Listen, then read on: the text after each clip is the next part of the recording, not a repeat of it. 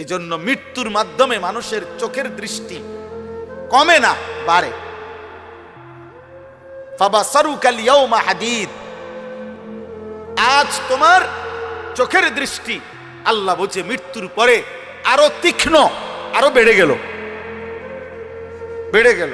এখন তো আমি আধা কিলো দেখি না, কিন্তু মৃত্যুর পরে চোখ বন্ধ করার পরে দুনিয়া থেকে কবরে গেলেই মানুষ কবর থেকে এই চোখ দিয়েই জান্নাত কিংবা জাহান্নাম সরাসরি দেখবে।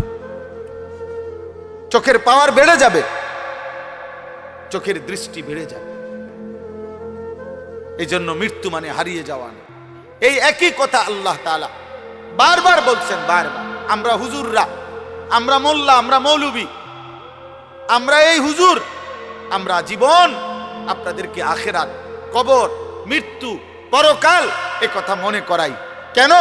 অনেক মানুষ বিদ্রুপ করে হুজুরদের কাছে, আর কোনো কথা নাই, কেবল কবরের কথা কয়, কেবল আখেরাতের কথা কয়। হ ভাইয়া, আর কোনো কথা নাই।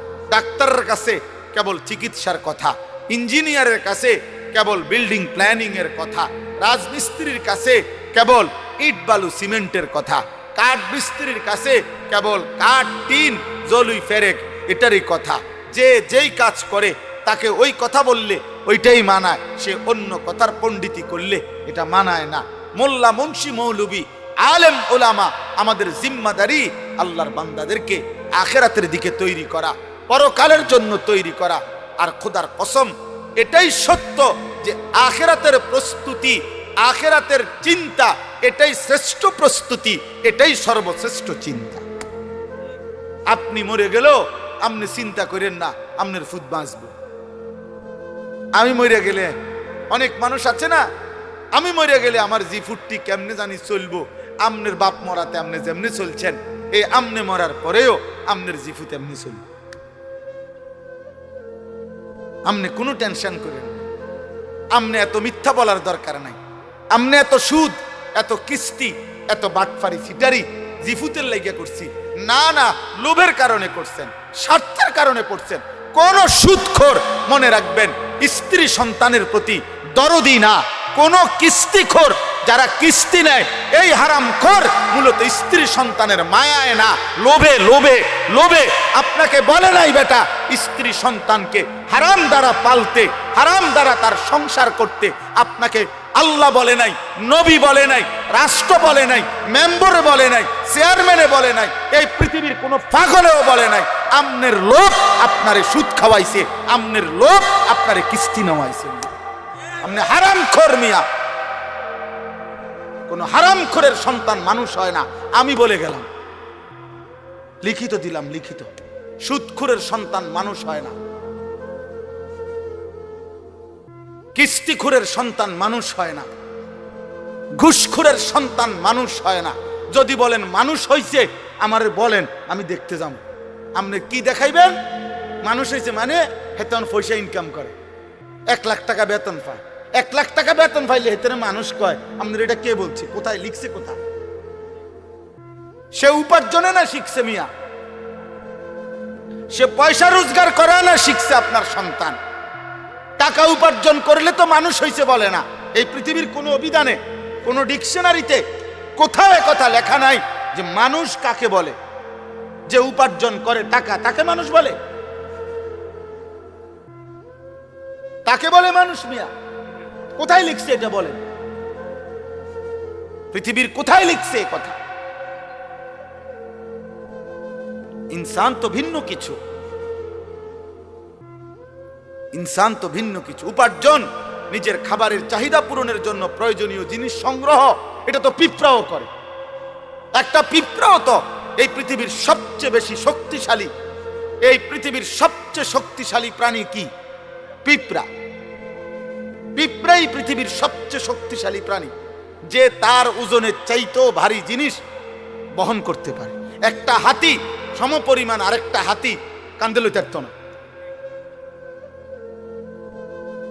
বুঝেন না? কিন্তু একটা পিঁপড়া তার নিজের চাইতে ভারী জিনিস বহন করতে পারে।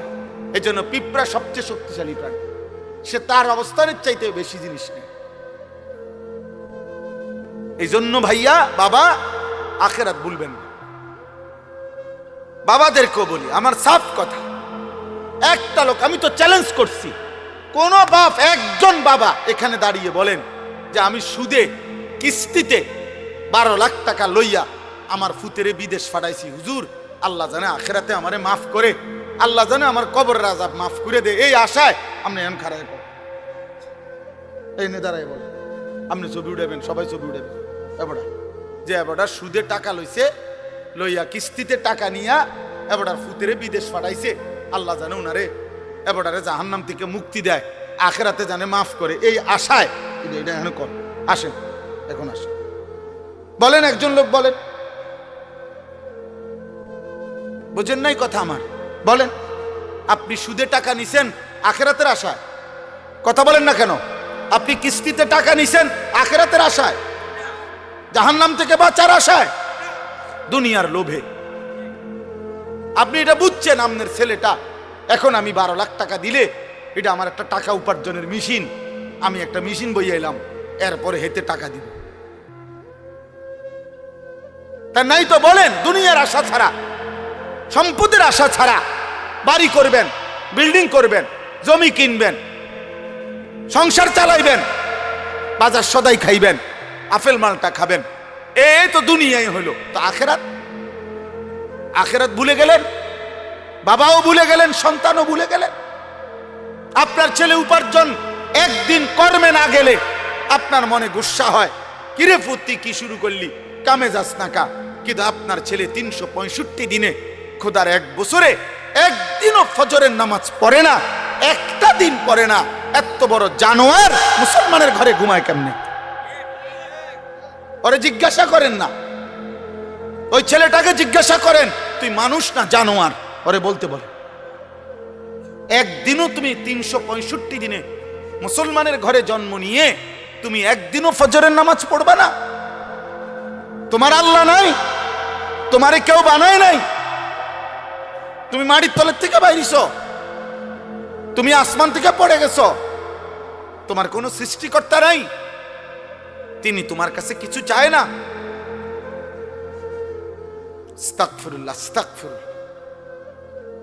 তাহলে একটা বাবা বেনামাজি সন্তান ঘুমায়, ওমা বেড়ার কোনো চিন্তাই নাই, ওনার কোনো ফিকিরে নাই, ওনার ফিকির শুধু টাকা, চাকরি, ব্যবসা, দোকানদারি, বিদেশ, পয়সা, এই জীবন।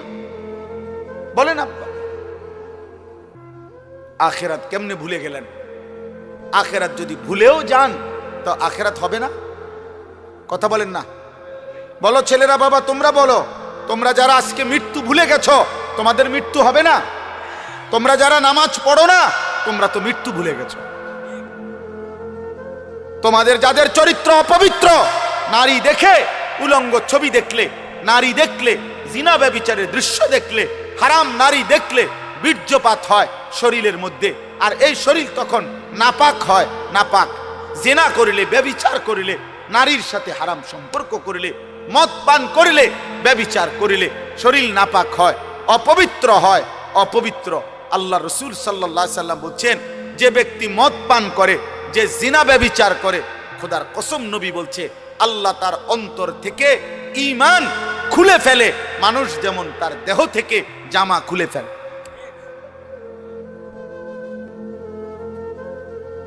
মান জানা ওয়া শারিবাল খামরা নাযা আল্লাহু মিনহুল ঈমান কামা ইয়াখলাউল ইনসানু আল কামিসা মিন রাসিহি। ঈমান খুলে ফেলে বেটা। এই অবস্থায় যদি মৃত্যু হয় নাফরমান, মনে রেখো সে মৃত্যু কি মৃত্যু হবে। আল্লাহ রাসূল সাল্লাল্লাহু আলাইহি সাল্লাম বলেন, বুখারীর হাদিস, লা ইয়াজনি জানি হিনা ইয়াজনি ওয়া হুয়া মুমিন। কোন ব্যক্তি যখন জিনা করে, ব্যভিচার করে, কোন মেয়ের সাথে হারাম সম্পর্ক করে, খোদার কসম নবী বলছে সে মুমিন থাকেন। লা ইয়াশরাবুল খামরা হিনা ইয়াশরাবু ওয়া হুয়া মুমিন। নবীজি বলছে যে নেশাখোর মদ পান করে, আল্লাহ রাসূল বলছে সে মুমিন থাকেন। লা ইয়াসরিকু সারিকু হিনা ইয়াসরিকু ওয়া হুয়া মুমিন। আল্লাহ নবী বলেন যে চুরি করে, চুরি করে, আল্লাহর কসম নবী বলছে সে মুমিন থাকেন। আর চুরি শুধু নামওয়ালা চুরি না, যেখানেই আপনি কাউরে ওজনে কম দিলেন, এটা চুরি না? কথা বলেন না কেন? রাষ্ট্রের সম্পদ যারা চুরি করে তারা চোর না? জনগণের সম্পদ যারা চুরি করে তারা চোর না? ভদ্রলোক, আপনি কথা তো শুদ্ধ কর। একবারে স্যুট পরা, বুট পরা, একদম টাই টুই লাগানো, আপনি তো বাটপার। মিথ্যা কথা বলেন। আপনি তো এক খোঁচা দিয়ে 100 কোটি টাকা মেরে দিচ্ছেন, তাহলে আপনি তো শুদ্ধ চোর। আপনি তো কথা তো শুদ্ধ বলেন।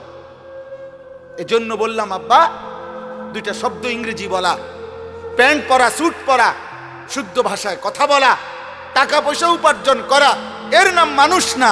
মানুষ ভিন্ন কিছু, ইনসান ভিন্ন কিছু, ভিন্ন কিছু। যদি বলেন আপনাদের হুজুরদের মধ্যেও তো এরকম অনেকের থাকতে পারে ত্রুটি, হ্যাঁ থাকতে পারে, আমি কি অস্বীকার করছি নাকি? হুজুর হিসাব দিবে না? কথা বলে না কেন? ইমাম সাহেব হিসাব দিতে হবে না? ইমাম সাহেব কি ব্যস্ত টেন্ডার লয়ে লাইছে নাকি? তাইলে বক্তা সাহেব কি ব্যস্ত? আমি কি এখন ব্যস্ত থেকে আসছি? আমি ক্যান্টনমেন্ট থেকে আসছি, সাবের বাজার থেকে। হিসাব আমাকেও দিতে হবে, আপনাকেও দিতে হবে। এজন্য আমিও চেষ্টা করি, আপনিও চেষ্টা করবেন।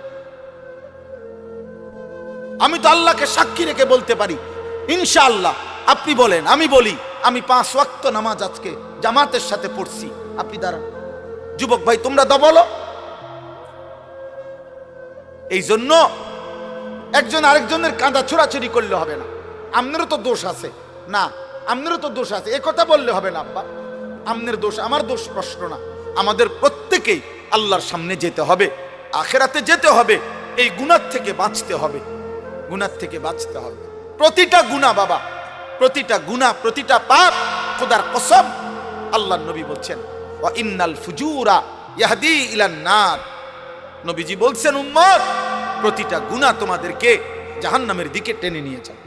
এই নারী ছবি, এই নাচ গান, এই অশ্লীলতা, এই বেহায়াপনা, এই অসভ্যতা, এই নোংরামি, এই মদ, জুয়া, সুদ, ঘুষ, কিস্তি, আমাদের মা বোনেদের বেপর্দা জিন্দিগি। আহা, আপনাদের ঘরে এখন আর আপনারা নিজ চোখে দেখা আপনাদের এক এক মেয়ে, আপনাদের বোন, আপনাদের কন্যা, আপনাদের স্ত্রী বেসামাল, বেসামাল, মন মতো পোশাক পরে, মন মতো জামা গায়ে দেয়, কত রঙে, কত ডিজাইনে, কত ঢঙ্গে সাজে, রাস্তায় রাস্তায় ঘুরে, বাজারে মার্কেটে প্রতিনিয়ত ঘুরতে থাকে। আহারি, বাপ কোথায়, স্বামী কোথায়, ভাই কোথায়, আত্মীয় কোথায়, অভিভাবক কোথায়? তোমাদের যুব, পিছনে তাকায়ও না, পিছনে তাকাবা না। তোমাদের একটা একটা ছেলেকে আমি বলি, বাবা তোমরা এই সমাজের ছেলে, আমার কথা মনে রাখো। তোমরা যেভাবে আজকে নামাজ ছাড়া এই মোবাইলে আসক্ত হয়ে, তোমরা যেভাবে নারী ছবি আসক্ত হয়ে গেছ, তোমাদের আগামী 10 বছর পরে আল্লাহ চাহে তো হায়াত দিলে, আজকে তোমাদের যাদের বয়স 14, 16, 18, 20 বছর, তোমরা প্রত্যেকেই হারাম প্রেম তালাশ করছো, তোমরা প্রত্যেকেই কোনো না কোনো মেয়ের সাথে সম্পর্ক করতে চাচ্ছ, তোমরা নামাজ ছেড়ে দিচ্ছ। আমার আব্বা মনে রাখো, আগামী 10 বছর পরে, আগামী 15 বছর পরে হতে পারে তোমাদের তখন বিয়ের প্রয়োজন হবে, তোমার বোনেরও বিয়ে দিতে হবে, তোমারও বিয়ে করতে হবে। পবিত্র স্বামী তোমার বোনের জন্য একটা নেককার পবিত্র ছেলে কই বাবা, তোমার জন্য একটা চরিত্রবান মেয়ে কই পাইবে? তোমরাই তো তোমাদের সমাজ শেষ করে দিচ্ছ। আমার কথা হাসি দিয়ে উড়াই দিও না, একজনও ভাইবে, একজন। তোমার সমাজ তো তুমি। তোমার যদি কোনোদিন এক ওয়াক্ত নামাজ পড়তে মন না চায়, তো তোমার সমাজের বাকি ছেলেদের কি অবস্থা? তুমি যদি দিবানিশি নারী ছবি দেখো, তোমার যদি সারাক্ষণ মোবাইলে উলঙ্গ ছবি দেখতে মন চায়, তোমার স্ত্রী যে হবে তার চরিত্র কি হবে? রাবেয়া বস্রী। তোমার বোনের যে স্বামী হবে, ওর চরিত্র কি হবে? ও কোত্থেকে আসবে? ও তো আলগা গ্রহ থেকে, মঙ্গল গ্রহ থেকে আসবে না। ও তো এই সমাজেরই বেড়ে ওঠা মানুষ,